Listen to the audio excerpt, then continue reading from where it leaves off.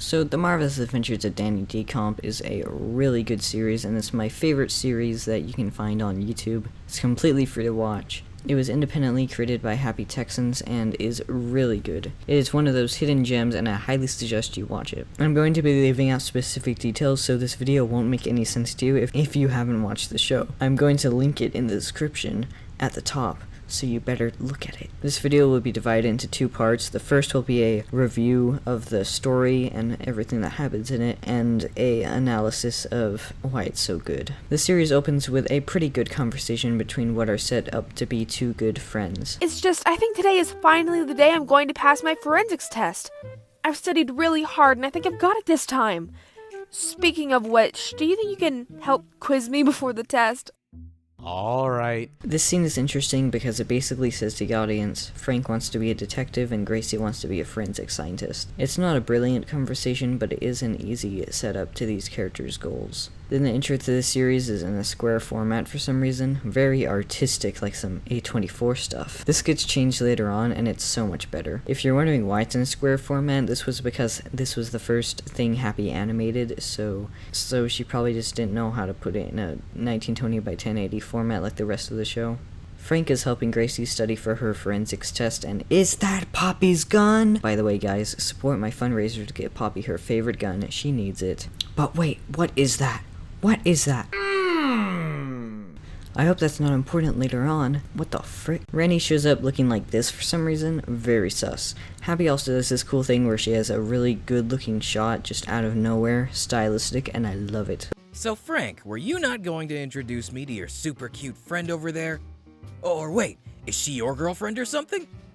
Her character has about one important trait, and we get introduced to it right off the bat. Happy manages to not make characters' traits exposition, so it feels more organic. Also in this, we get possibly the greatest smear frame Happy ever made. As you can see, the greatest detail ever. The rest of the tools are black, but the important one is colored. Randy is set up as clumsy as well by Frank, an important detail for later. I like how every time Gracie goes by, Randy gives this amazing face, and his tail is in a heart. Oh, Frank, how good it is to see you! Do you know if Dr. Fincher has finished working on the blood detector yet? Established Snake Man, very cool. Also amazing foreshadowing by Happy. You know how you use your body to help restrain those that are bigger than you by wrapping them so they can't move? Established the ABS, very important organization for later, and Gracie's distaste for it. Aren't they just animals that want to find a way to the surface? Yeah, if that's all they were doing, it wouldn't be that big of a deal. Turns out they might be working on some sort of army to attack the surface dwellers that live up there. In reality, the world building isn't that great in Marvelous Adventures of Danny Decomp, usually because it's very vague and not explored that much. Animals above the surface? What's wrong with them being above the surface? Who is above the surface? What is above the surface? Why can't they get to the surface? It's not really explained. To be honest, if I had one flaw story-wise with this episode, it actually sets up that Frank and Gracie are best friends and will be partners throughout the show. It would make more sense in my opinion to have Gracie not walk Frank home and Frank go alone, and Frank get the alert from another character, maybe Poppy. Frank gets a call from Gracie that somebody has been murdered. This scene isn't that great on an editing standpoint, but this improves later on in the show. For example, Gracie's reaction is so sudden that it would make more sense to probably give her a second to react without saying, "What?" 0.5 seconds after Lynn reveals it. However, you probably won't notice this fact the first time you watch it, because it's a very intriguing scene. It's also unintentionally hilarious because it goes from a great shot of Lynn to a blob of Gracie. What? But in the biggest shock of all, we see who has been murdered. Jane, that squirrel from earlier. Fun fact, you probably forgot there was a murder at this point. No. Sit down and shut up. And that was another great technique used by Happy. Usually in murder mysteries it opens with the murder taking place or at the direct aftermath of the murder, and giving the backstory later on. Happy tricks you into a comfort zone and then hits you with someone being unexpectedly dead. I don't know if I like the effect Happy used in the editing, but it's fine for the most part. This is a perfect setup to the series. First you have the emotional toll, the motivation, the main mystery, and all the suspects together. But if you stay till after the credits, you get to see Danny Decomp in his glory. So now we have two mysteries. Going to episode 2, you can see the animation improved massively. Also, you get some more backstory with Jane, showing how sad the situation is, including some suspicious shots. I think I'll mention the Discord server and how much fun it was, really adding to the whole experience. I don't have any screenshots, but me and the others would go and screenshot everything in each episode and make insane theories and predictions. Oh yeah, and Jane walks into heaven showing that Frog over here is in the process of grieving. I'm pretty sure Happy based the stages of grief off of Frank's reaction, as here he is shocked and in denial about it. Also, we get introduced to Poppy! Poppy is my absolute favorite character and the single most underused character in the entire show. Like, seriously, every other character gets us some moments or an arc, but Poppy barely does anything. And then this bunny comes in, and I don't like her, and no one does. She would be that one jerk in every Discord server that technically doesn't break the rules, so she doesn't get banned, but no one likes her. This scene is basically Happy's excuse to rate this thing PG-13 so that YouTube doesn't kill her. It's going, helping out your partner there, Mr. Detective. Shut your you lazy sack. You have no talking to me like As well, it shows off a slight clue of Yoster's sadness. Then he turns his grief into anger. This is one of those examples of a subtlety that you think is just an angry person the first time, but on a second rewatch you notice the pain. Then boom, Danny Decomp appears, and this is where the show goes from a really good one to an absolutely amazing one, because Danny Decomp is such a fun character. More importantly, what the hell are you? A rat, obviously. Hold that thought, Squishy. Let me get my bearings. This scene both sets up his great detective skills, his sarcastic skills, and his style that is so much fun. Then after this, Danny Decomp commits assault so that he can get into the crime scene, and he should definitely be arrested after this. We also discover Jane was in some shady stuff because she had a secret lab apparently, which first led me to believe Jane was involved with drugs with her sister, Jin, and that Poppy had recently come from another district and was sent as a fear instigator and Poppy killed her. If you're wondering why these theories are so insane, it's because most of them were developed at 3 AM in the Discord server. We learn here that she was involved with a BBP, which is directly connected to the ABS in some sort of way, so basically Jane was working for the ABS. Another extremely interesting conflict that is set up is that Gracie actually aced her test, but they act like she failed because Lynn doesn't want to lose her partner. And this is when Gracie being the killer became an insanely popular theory. A lot of what Happy does is she sets up very cartoonish and funny ideas in episode 1, and they get so much depth and are so much deeper than you would have realized in the next episodes. Episode 3 opens with Poppy coming to join the forensics team with Jane. She has recently moved from another district, and as you can see, the animation is incredible now, as well as the fact that the intro is so much better and so cool. Like, look at that Poppy animation. It's so cool. A slight criticism I might have of the world building is the ABS itself. It's never made clear whether we're supposed to sympathize with them because the sewers are bad. In fact, the sewers seem to be fine and everyone seems happy. Happy Texans revealed that the technology is extremely barren and limited down there, but I don't know if it's modern on the surface. So this creates a strange problem where you don't know if the ABS is good or bad, and what's the motivation of the police to stop them if they're trying to get to the surface. While Danny and Frank are looking through the lab, James comes from under the door into the lab, and then Danny starts being racist to him, so we should cancel Danny on Twitter. Oh wait, rewatching this makes a lot more sense, but he's still being a racist. Hashtag cancel Danny. Basically, Danny is sus of this Snake Man, and Snake Man is like, get back to work, you froggy. Then we get this really cool shot, and then Danny and Frank commit home invasion on Scarlet, the rabbit witness, who testified that Randy was bad. Wait, why the frick would you keep ABS equipment in a house? What is wrong with you? Ugh. Oh, so the T is symbolizing that she is angry, but wait, what is that?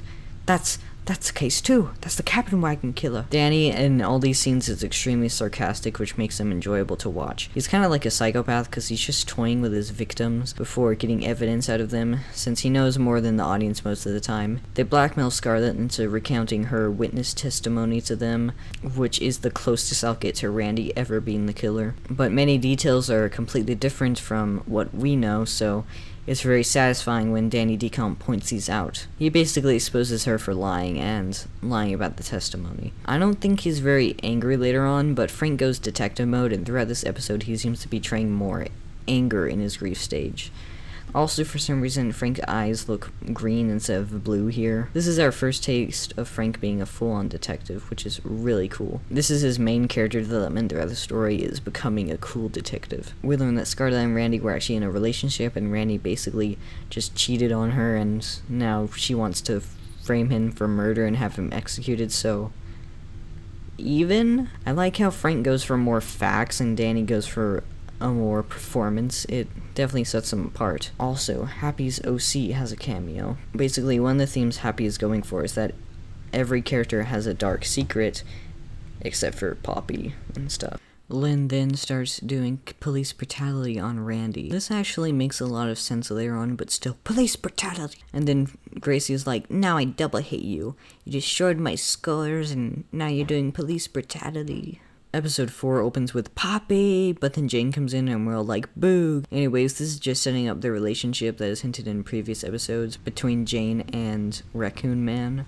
In the present, Danny is meeting with Lynn, which is something we've all been excited for. The angry raccoon man meeting their sarcastic rat. Amazing shot. And then it's an interesting contrast to see how Scarlett and Lynn were just in a Twitter argument to how Danny is ultimately coming out on top of the argument until Lynn uses brute force, reflecting his character. They ask you how you are, you just have to say that you're fine when you're not really fine, but you just can't get into it because they would never understand. This is a comedic moment, but it's also relevant to who Lynn is. Interesting. And what did you think of Jane's secret lab? Wait, Jane? Secret lab? What are you talking about? Oh, but of course. I assume that you found it too, seeing as that our friendly garden snake was seen poking his ugly mug in there. Lewis. This is my case, damn it! So Danny then uses frog brutality to get some papers and a bracelet. Frick, why do I have Jane's items from the crime scene? Lynn pulls a gun epically, Danny being smart enough to back down. How about another joke, Murray? No, I think we've had enough of your jokes. Random candy wrapper and Gracie appears in James' office. What are you doing in Jane's office? Hi, Frank. Ignores question. Who is that? Gracie is acting extremely suspicious here, so first time I watched this, I presumed that Gracie wasn't the killer and was just a red herring, that this probably had something to do with her forensics tests. A lot of people thought that she would have double motivation, as she knew Jane was faking the test and she was part of the ABS and Gracie disliked the ABS, so maybe she was the killer. They meet Randy. Wait, why are the bars so big? He could just get out on his own. Oh yeah, Frank, I see how it is. Your best bud gets charged with murder, beaten half to death, might get killed, and you go out and find another rodent buddy who, might I add, smells like he's been rotting in a garbage dump for 3 days? Now that's just rude. I like how Randy thinks Frank is replacing him as a friend, insults Danny, and Danny looks so offended by a freaking dumb mouse. Randy finally gives his testimony, some more excellent Happy style where Danny pauses the show because he's bored. Sam, who is the best character in the show, makes his only appearance here. Shame on you, Happy. This actually raises the stakes because Randy is proven to be so dumb that the story is extremely unbelievable, so Danny and Frank have to solve it themselves. Danny presents 3 suspects, Lynn, James, and Gracie. I don't really think I like this choice because it presents 2 outcomes. This is an indication that it is not one of these 3 or it is one of these 3. So it doesn't really help with theories and surprises. Fun detail. If you see in Danny's recount of the argument with Lynn, Danny has an angel thing above his head. When they are talking about James, Randy makes the single most obvious fourth wall break that no one thought anything of. Snakes are pretty sneaky. You could be in a room with one and never even know. Danny says Gracie is the most sus some more because she is the red herring, like I said. It's actually great storytelling to have them set up that Gracie is extremely sus, but everyone says she is innocent to get the audience to think it's Gracie. If the majority of the characters in the show think she's innocent and only one thinks she's sus, then the audience is going to side with the minority because that seems like the most likely outcome. On the stages of grief note, it's hard to tell what stage Frank is in because it doesn't show that much emotion here, so I'll just put depression. Episode 5 opens with Poppy, who gets jump scared by Gracie. I thought this was foreshadowing that Poppy would get very angry at the end of this show, finding the killer.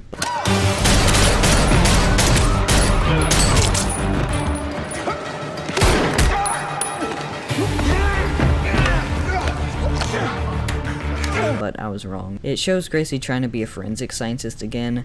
Jane isn't completely innocent here. What she did with Gracie was still wrong. Frank confronts Gracie about the case in one of my absolute favorite scenes in the show. Gracie acts very confused because Frank hasn't revealed the subject. Danny adjusts the camera in a great fourth wall break and starts his questioning. Danny gets epically destroyed by Gracie, which is great, and Gracie is confused by the fact the bag is empty. Frank and Gracie bust Gracie out on stealing test results and other forensic stuff, which is exactly what I thought would happen. Detective Goodman, you have to have thought of the possibility that your partner is a potential suspect. That's... Danny, we have already discussed it was impossible for Detective Lynn Yoster to have done it. But then, Danny suggests that maybe Lynn and Gracie were working together to kill Jane. The weirdest thing happens. Unless you are suggesting what I think you are, Mr. Decomp. Huh? Do tell, Miss Detective. Gracie? You are going to suggest that I am an accomplice in this whole thing, and that I, for some completely fantastical reason, took the scalpel and handed it to Detective Lynn Yoster. Out of nowhere, Gracie's pitch changes. She becomes much more clear and cold with her voice.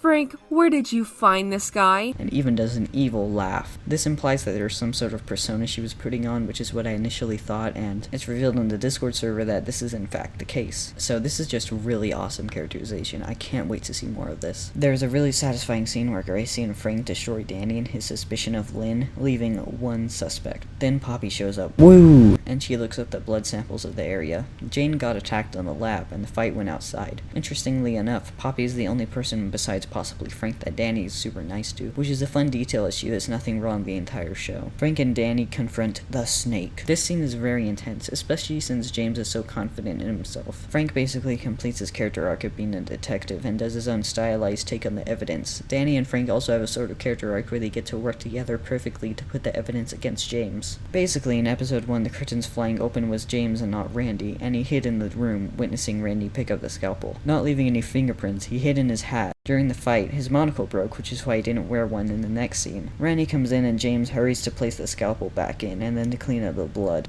James hid in the lab and came out as if he had just entered it. James is impressed with how far they've come, but now he's gonna kill them. I love the fact he spits out the lollipop. And then Happy uses that frickin' sound effect again. I don't like it. We flash back to the actual part of Jane getting killed, which is super cool and well done. And another amazing scene that just has incredible acting. And if word gets out that one of our members was leaking information... Mr. Lewis, please! You have to listen to me. I didn't want to. I've had enough! And Jane mentions something about her sister, which will come in later. Back to present, and a cat. Super cool fact. Happy's grandfather plays Mr. Kitty, and apparently he was suspicious of James in the first place and was listening into the entire thing. I suppose I was right about you after all.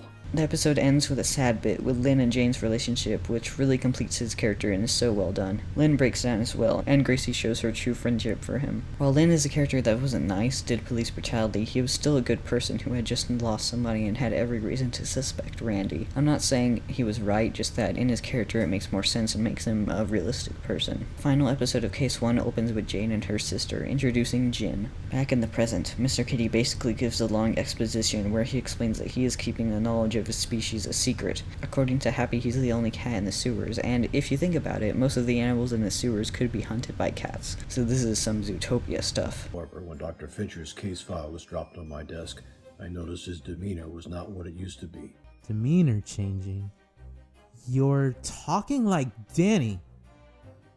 Wait, what? This could imply that Mr. Kitty was a mentor or a close friend to Danny before Danny's memories were wiped. In fact, these two are extremely similar. Danny treats the case like a game, similar to how Mr. Kitty doesn't tell Danny his past because he wants it to be a game. Mr. Kitty also offers Frank the job of Chief Forensics Officer, which is a nice little surprise, but we all know where this is headed. Frank meets with Randy, who is now out of custody and everyone is happy. Also, fun Easter egg.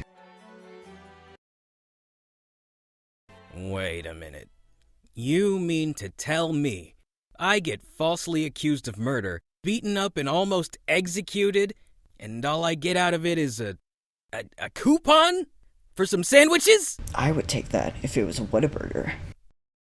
This is the best!